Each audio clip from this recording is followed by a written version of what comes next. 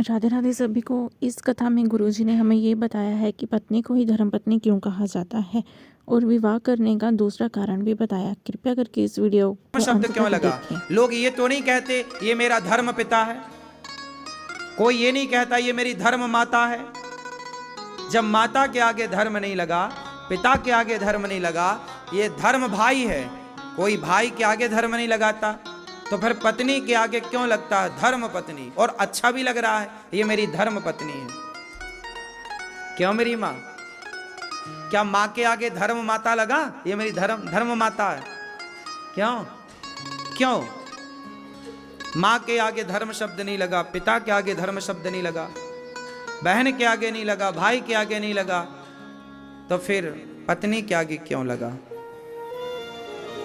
आप तीनों भाइयों में बड़े भैया ने ठीक बताया, इसलिए बड़े भैया के साथ बैठ के सत्संग किया करो मस्त।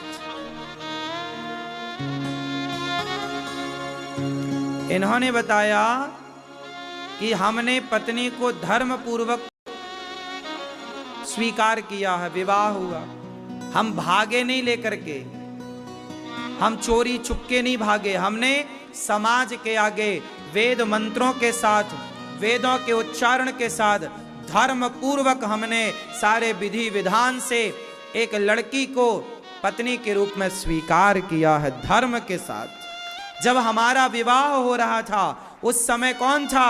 अग्नि साक्षी थी, वेद साक्षी हैं, ब्राह्मण साक्षी हैं और सारा समाज साक्षी है, क्योंकि हमने सारे समाज के सामने वरमाला पहनकर और पहनाकर विवाह किया। तो जो विवाह करते हैं तरीके से धर्म के साथ, वो कह सकते हैं कि ये मेरी धर्म पत्नी है, और जो भाग कर करते हैं वो कभी नहीं कह सकते कि ये मेरी धर्म पत्नी है, क्योंकि तुमने धर्म से विवाह किया ही नहीं, किया ही नहीं। वो धर्म पत्नी कहने के अधिकारी नहीं है जो भाग कर शादियां करते हैं, कोर्ट में शादियां करते हैं, मंदिरों में जाके चुपचाप शादी कर लेते हैं। धर्म तो ये है कि तुम्हारी माँ सामने खड़ी हो आशीर्वाद देने के लिए, तुम्हारा पिता सामने खड़ा हो आशीर्वाद देने के लिए, दादा दादी जिंदा हैं तो वो खड़े हों, नाना नानी जिंदा हैं तो वो खड़े हों आशीर्वाद देने के लिए, गांव के यार दोस्त मित्र खड़े हों, और अग्नि की साक्षी, और पंडित जी ध्रुव तारा दिखाते हैं, वो ध्रुव देखो साक्षी है, ध्रुव तारा, अग्नि साक्षी है, वेद साक्षी है, आकाश साक्षी है कि तुमने विवाह किया है। इसलिए हमारे यहां विवाह जब होता है तो पत्नी के पल्लू से पुरुष का दुपट्टा बांधा जाता, जिसे गठजोड़ कहते हैं। क्या बोलते हैं? बोलो, आप क्या गठजोड़ ही बोलते हैं? गठबंधन बोलते हैं, गठबंधन। ये बंधन तो प्यार का बंधन है, ये बंधन है, मानो पति पत्नी के इसको बंधन करते हैं, जोड़ते हैं कि आज से तुम दो नहीं, जुड़ करके तुम एक हो गए। इसलिए पति और पत्नी दो नहीं हैं, दो जब तक रहेंगे झगड़ा होगा, दोनों मिलकर एक हो जाएंगे, सारा झगड़ा समाप्त हो जाएगा। विडंबना ये है कि ये दो रहते हैं सारी जिंदगी, एक हो नहीं पाते। इसलिए भाग कर शादी करना बहुत गलत, भाग कर विवाह करना बिल्कुल गलत है। विवाह का पहला कारण है कि विवाह के बाद आप यज्ञ करने के अधिकारी बन गए। अब कहीं भी पति पत्नी बैठ के आप यज्ञ करें, बिना पत्नी के पुरुष यज्ञ कभी ना करे और बिना पति के पत्नी यज्ञ कभी ना करे। जब भी करो पति पत्नी जोड़े से बैठ कर करो। इसलिए कहता हूं जब तक तुम्हारी जोड़ी, भगवान करे गंगा यमुना की तरह तुम्हारी जोड़ी बनी रहे, लेकिन जीवन में अच्छे काम जोड़ी से कर लेने चाहिए। अच्छे काम भागवत सुन लो जोड़ी से बैठकर, बाद में पश्चाताप ना हो कि यार हम जोड़ी से ये नहीं कर पाए। जोड़ियां तो भगवान बनाते हैं, भगवान करें सदा चलें, लेकिन भरोसा जिंदगी का भी तो नहीं है। इसलिए जोड़ी रहते अच्छे कार्य कर लो, जो काम जोड़ी से हो सकते हैं पहले वो काम करो। बिना जोड़ी के, बिना पत्नी के, बिना, राम ने जब यज्ञ किया, सीता माँ नहीं थी तो वशिष्ठ जी ने मना कर दिया कि आप यज्ञ नहीं कर सकते। पत्नी नहीं है। फिर क्या करें? सोने की सीता बनाई गई और राम के बगल में सोने की सीता बिठाई गई। आप कोई भी यज्ञ करते हैं बिना पत्नी के नहीं हो सकता, इसलिए हमने विवाह किया है यज्ञ करने के लिए, और यज्ञ ईश्वर को प्राप्त करने का एक रास्ता है। हम सनातनी लोग यज्ञ करके ही ईश्वर से जुड़ते हैं, कनेक्ट होते हैं। ईश्वर की आराधना एक यज्ञ है। ये भागवत भी एक यज्ञ है, श्रीमद् भागवत सप्ताह ज्ञान यज्ञ, ये यज्ञ है। इसलिए भागवत भी जोड़ी है तो जोड़ी से सुनो, नहीं है तो कोई बात नहीं, फिर तो सुनना ही है। अब विवाह का दूसरा कारण बताइए। मैंने एक कारण बताया कि यज्ञ करने के लिए विवाह होता है। विवाह क्यों होता है, दूसरा कारण बताइए। वंश बढ़ाने के लिए। तो वंश तो सुअर भी बढ़ा रहे हैं,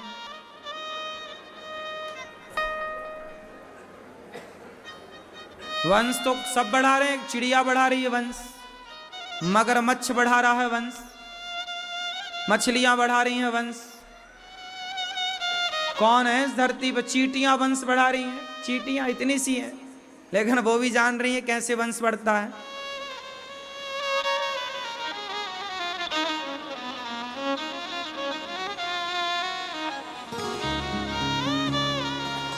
आप कह ठीक रहे हो, वंश बढ़ाने के लिए विवाह करते हैं, पर कैसा वंश? इनकी बात सही है। दूसरा कारण यही है कि वंश की वृद्धि के लिए विवाह किया जाता है, लेकिन ये पूरा सही जवाब नहीं है। सही जवाब तब होगा जब आप जिम्मेदारी से ये संकल्प लेंगे कि हम संतान पैदा करने के पहले, आप बच्चा पैदा करने के पहले एक डायरी बनाओ, एक डायरी उठाओ और उसमें लिखो कि आपको बच्चा क्यों पैदा करना है। क्यों? जरा बताओ, आपने बच्चा पैदा क्यों किया? अब उत्तर दो, ये दादाजी बताएंगे। आपके बच्चे हैं, क्यों पैदा किए बच्चे? काहे के लिए? क्या उनसे उम्मीद थी? क्या चाहते हो बच्चों से? हैं? बुढ़ापे का सहारा, इतनी सारी जद्दोजहद इसलिए करी बुढ़ापे में सहारा। शादी ना करते तो शायद बूढ़े ही ना होते। हाँ? शादी करके और जल्दी बूढ़े हो गए।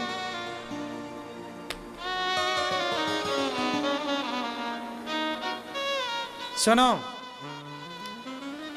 शादी कर लो, क्यों करते हैं? यज्ञ के लिए, पहला। दूसरा, एक कागज उठाओ, एक कलम उठाओ और सब लोग लिखो कि मुझे बेटा क्यों पैदा करना है, क्या कराऊंगा उस बेटे से मैं। क्यों बच्चे पैदा किए जाते हैं? आजकल जितने बच्चे पैदा हो रहे हैं, ये अपने माँ बाप को गिलास भर पानी नहीं दे रहे हैं। बोलो हाँ, 80% बच्चे पानी नहीं दे रहे हैं, 20% बच्चे ठीक ठाक हैं। बात सही है जो तुम कह रहे हो कि हमारे बेटे बुढ़ापे में साथ देंगे। चलो, हर आदमी यही मानसिकता से बच्चे पैदा करता है, लेकिन क्या बुढ़ापे में बच्चे साथ दे रहे हैं? बोलो, यदि बुढ़ापे में बच्चे साथ देते तो फिर हमें वृद्धाश्रम बनाने की जरूरत क्यों पड़ी? यदि बुढ़ापे में साथ देने के लिए बच्चे पैदा किए हो, बात सही है, गलत नहीं है कि बुढ़ापे में साथ तो चाहिए, लेकिन बच्चे साथ दे कहां रहे हैं? आपकी उम्मीदें तो सही हैं, लेकिन बच्चे कहां? बूढ़ी मां को छोड़ के भाग जाते हैं, गिलास भर पानी नहीं मिल रहा है, पेट भर रोटियां नहीं मिल रही हैं। इसलिए कहता हूं कि बच्चे पैदा करने के पहले पति पत्नी बैठकर ये डिसाइड करो कि हमें अपने बच्चे को जब पैदा करेंगे तो उसे सबसे पहले संस्कार देना है। क्या देना है? क्या आप संस्कार देने के लिए तैयार हैं? यदि आप खुद संस्कारवान हैं समय से सोते हैं, समय से जागते हैं, आप स्वयं भगवान की उपासना करते हैं, द्वार पे आए अतिथि की आप खुद सेवा करते हैं, आप दोनों पति पत्नी संस्कारवान हैं, तो आप अपने बच्चों को संस्कार दे पाओगे। जब आप खुद ही नहीं है संस्कारवान, खुद ही फॉलो नहीं करते, तो बच्चों से क्या उम्मीद है? बच्चे पैदा तो सब कर रहे हैं, काय के लिए कर रहे हैं? बुढ़ापे में साथ देगा। कहां दे रहे हैं साथ? सब भाग रहे हैं छोरियों को ले लेके, शादी हो गई भाग गए, बूढ़ा बूढ़ा आदमी अपना अकेले मरता है। क्यों मेरी मां? आजकल बच्चे शादी ब्याह करके अलग हो जाते हैं कि नहीं? चार आज मैं एक माँ से मिलाऊंगा, शायद यहाँ आई एक माँ आई आज गौरी गोपाल में रहने के लिए। मैंने पूछा क्या बात हो गई? बोले महाराज मेरे बेटे ने मेरा जीते जी पिंडदान कर दिया। बोले ले तू मर गई मेरे लिए, मैंने तेरा श्राद्ध कर दिया, मैंने तेरा पिंडदान कर दिया, अब जा। बेटे ने जीते जी पिंडदान कर दिया, मैं जिंदा है। बोले अब तू मर गई मेरे लिए, जिंदा माँ को भगा दिया घर से। आई है माँ। ये माँ ने भी तो किया था ना बच्चा पैदा, इसलिए कि बुढ़ापे में साथ देगा। सभी बच्चा, सारे बच्चे इसलिए पैदा होते हैं, माँ बाप इसलिए पैदा करते हैं, साथ देगा बुढ़ापे में, का सहारा बनेगा, लाठी बनेगा हमारी। पर लो बच्चे तो जीते जी तुम्हारा पिंडदान करने को तैयार है। इसलिए बच्चा पैदा करने के पहले आप माँ बाप पहले बैठकर ये डिसाइड करो कि क्या आप अपने बच्चे को सही दिशा पर, सही रास्ते पर, अर्जुन की तरह, ध्रुव की तरह, प्रहलाद की तरह बना सकते हो। अरे भाई, जननी जने तो भक्त जने, या दाता या सूर, या से तो बंध्या भली काहे गवावे नूर। जब बच्चा पैदा किए ही हो तो ऐसा करो कि इतिहास रचने वाला बच्चा हो। ऐसे गीदड़ पैदा करके करोगे क्या? क्या मैया क्या कहती हो? तुम्हारा पेट, तुम्हारा गर्भ तब पवित्र होता है जब तुम्हारे गर्भ से योग्य संतान का जन्म होता है, वरना तुम्हारा गर्भ अपवित्र ही रहता है। यदि तुम्हारी औलाद काम ना आई, समाज के भले काम ना किए, चोरी डकैती डाल रहे हैं तुम्हारे बच्चे, तो तुम्हारा बच्चा पैदा करना सार्थक हुआ कि बेकार हो गया? बोलो बोलो मेरी मां। अब आप चप्पल उतार के बाहर आओ, कथा सुन के जाओ तो चप्पल गायब हो जाती हैं। अब जो चप्पल चुराए वो भी तो किसी के बच्चे होंगे, तो उनके माँ बाप ने पैदा तो कर लिया, चप्पल चुराते फिर रहे हैं। सड़क में चलो तो मोबाइल चुराते फिर रहे हैं लोग, सड़क में चलो तो चैन चुराते फिर रहे हैं लोग, सड़क में चलो तो बहन बेटियों को छेड़ते हुए मिल रहे हैं कुछ लोग। बोलो हाँ कि ना? अब बच्चे पैदा तो किए, पर चौराहे में बैठ के वो लड़कियों को छेड़ रहे हैं, गलत गलत बातें कर रहे हैं लड़कियों को देखकर। तो तुमने ऐसे बच्चे काहे पैदा कर लिए कि जो दूसरों की बहन बेटी को छेड़ रहे हैं? ऐसे संस्कार देते कि बेटा, संसार की प्रत्येक लड़की, प्रत्येक स्त्री, प्रत्येक नारी हमारी माँ है, हमारी बहन है, हमारी बेटी है। संसार का प्रत्येक पुरुष तुम्हारा पिता है, तुम्हारा भाई है, तुम्हारा पुत्र है।